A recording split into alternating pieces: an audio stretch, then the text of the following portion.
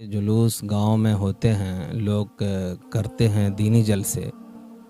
जो तरीक़ा अभी राइज है ये तरीक़ा बेहतर नहीं है। इससे फ़ायदा कम नुकसान ज़्यादा है।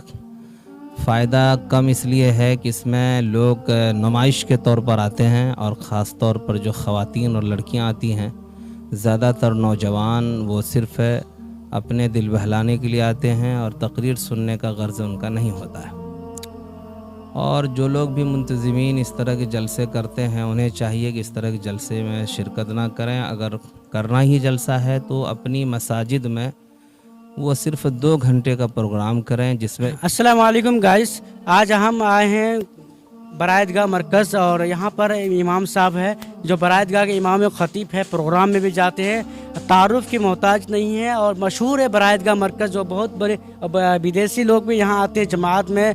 और यहाँ पे हम कुछ सवाल करेंगे मौलाना से और उसके बाद आप सब बने रहें कि आखिर क्या सवाल करते हैं और मौलाना किस तरह से जवाब देते हैं। ये सारी बातें इंशाअल्लाह इस वीडियो में हम करने वाले हैं। हम चलते हैं मौलाना के पास।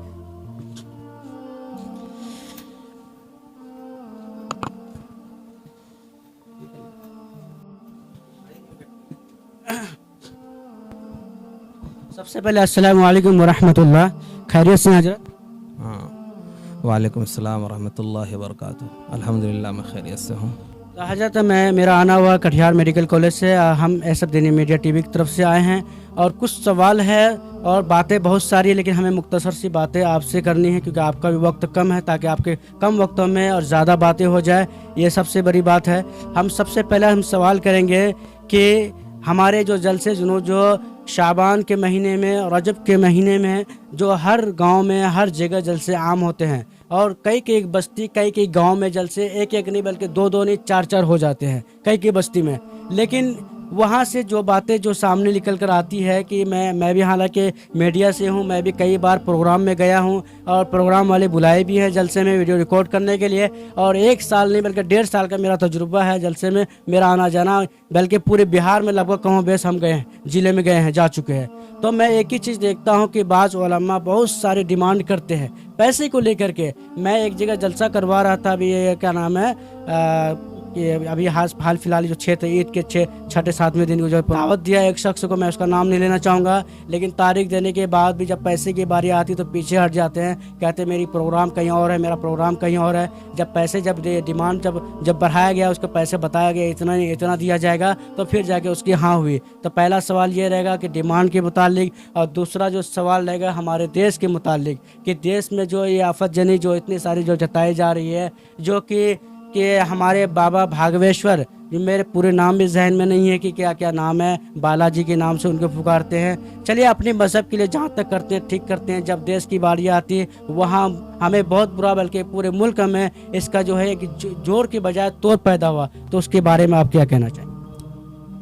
पहली बात तो ये है, जो जलसे जुलूस गांव में होते हैं, लोग करते हैं दीनी जलसे। जो तरीक़ा अभी राइज है ये तरीक़ा बेहतर नहीं है। इससे फ़ायदा कम नुकसान ज़्यादा है। फ़ायदा कम इसलिए है कि इसमें लोग नुमाइश के तौर पर आते हैं और ख़ास तौर पर जो ख़वातीन और लड़कियां आती हैं, ज़्यादातर नौजवान वो सिर्फ़ अपने दिल बहलाने के लिए आते हैं और तकरीर सुनने का गर्ज़ उनका नहीं होता है। और जो लोग भी मुंतज़मीन इस तरह के जलसे करते हैं उन्हें चाहिए कि इस तरह के जलसे में शिरकत ना करें। अगर करना ही जलसा है तो अपनी मसाजिद में वो सिर्फ़ 2 घंटे का प्रोग्राम करें जिसमें 1-2 आलिम को बुला करके दीनी बात कर लें, फिर उसके बाद दुआ करके चले जाएं।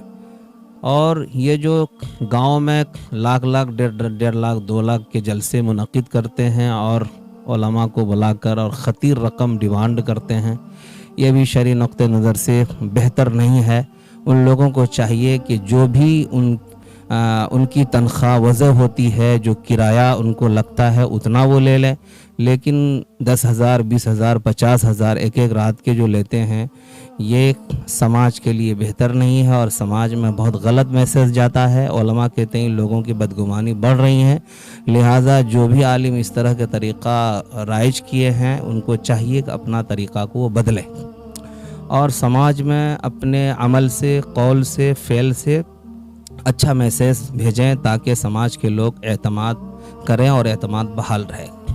दूसरी चीज़ ये है कि जहाँ तक वो भागेश्वर जी के बारे में आपने कहा है कि हिंदू राष्ट्र वो बनाना चाहते हैं, उसकी वो तशहीर कर रहे हैं, प्रचार प्रसार कर रहे हैं, तो ये मुल्क सेकुलर है, यहाँ पर सब मज़हब को मुकम्मल आज़ादी हासिल है। हमारे पास एक आईन दस्तूर है, एक संविधान है, उस संविधान के तहत ही चलेगा ये मुल्क। और जो लोग इस तरह कर रहे हैं वो मुल्क के हक़ में बेहतर नहीं कर रहे हैं। मुल्क में जितने भी मज़ाहिब के लोग बसते हैं, इस मुल्क में सबका हिस्सा बराबर है, चाहे वो मुस्लिम हों, सिख हों, ईसाई हों, हिंदू हों, कोई जैन हो, सबका हक़ और हिस्सा बराबर है। लिहाजा अगर एक नज़रिए से कोई इस तरह का प्रचार कर रहा है और इस तरह के नज़रिए को ज़बरदस्ती थोपना चाहता है तो मुल्क के लिए ये बेहतर नहीं होगा। और जो लोग भी इसकी हिमायत करते हैं वो सेकुलर को सामने रखें, दस्तूर को सामने रखें, आईन हिंद को सामने रख कर के बात करें। आईन हिंद जो भीमराव अंबेडकर, डॉक्टर भीमराव अंबेडकर ने लिखा है और वो बहुत अच्छा है, उसी के तहत ये मुल्क 75 साल से चल रहा है। इंशाअल्लाह उसी की रोशनी में ये मुल्क आगे बढ़ेगा। और एक बात और कल सामने आई है, जो कि कल का प्रोग्राम में एक बात आया बाबा भागवेश्वर साहब ने, कि एक सवाल आपसे कर लेते हैं। बाबा भागवेश्वर जो है, बल्कि इंडिया के ही नहीं बल्कि कल की वो हद ही पार कर दिए, कि हद पार ये कर दिए कि क्या इंडिया तो क्या हम पाकिस्तान को भी हिंदू राष्ट्र बना के रहेंगे, तो इसके बारे में क्या कहें? उनका जो भी नज़रिया है उससे हमें कोई लेना देना नहीं है।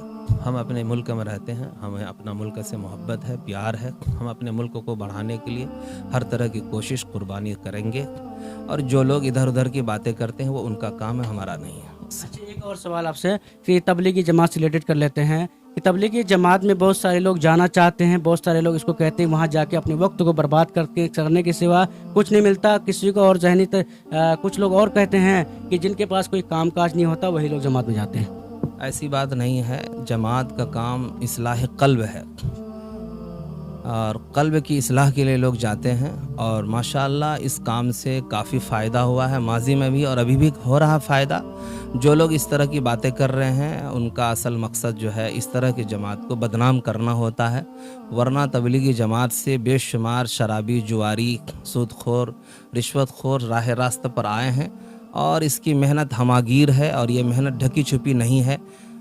लिहाजा जो लोग कहते हैं कि जिनको काम नहीं है सिर्फ वही जाते हैं, ये बात सही नहीं है। बल्कि जो लोग मशगूल हैं, अपने कामों में हैं, नौकरी पेशा हैं, वो भी जाते हैं दीन सीखने के लिए और अपनी इस्लाह करके आते हैं और आखिरत की ज़िंदगी के लिए काफ़ी फ़िक्रमंद रहते हैं। लिहाजा मैं ऐसे लोगों को सलाह दूंगा कि जो लोग इस तरह की सरफिरी बातें करते हैं वो इस तरह की बातें ना करें, बल्कि इसमें जाकर के देखें, इंशाअल्लाह ज़रूर इस्लाह होगी। खैर, बहुत अच्छा लगा बात करके आपसे। और ये थे हमारे बरादगाह के इमाम साहब, और जो कि मशहूर ख़तीब है, तारुफ की मोहताज नहीं है। पूरे बिहार के लोग जानते हैं कि बरादगाह के इमाम साहब कौन है और कहाँ रहते हैं, क्या करते हैं, सारी बातें जानते हैं, सारे लोग जानते हैं। इसीलिए मैं ज़्यादा बात ना करते हुए मैं हजरत से के बात जो की गुफ्तगू की बहुत अच्छा लगा हमें। और आप लोगों को कैसा लगा जो हजरत ने गुफ्तगू की, हजरत ने जो बातें, जो मैंने सवाल किया, जो जवाब दिए, आप अपनी राय के इज़हार कमेंट करके ज़रूर बताएं। फिर किसी और वीडियो मिलता है। अस्सलामु अलैकुम व रहमतुल्लाह।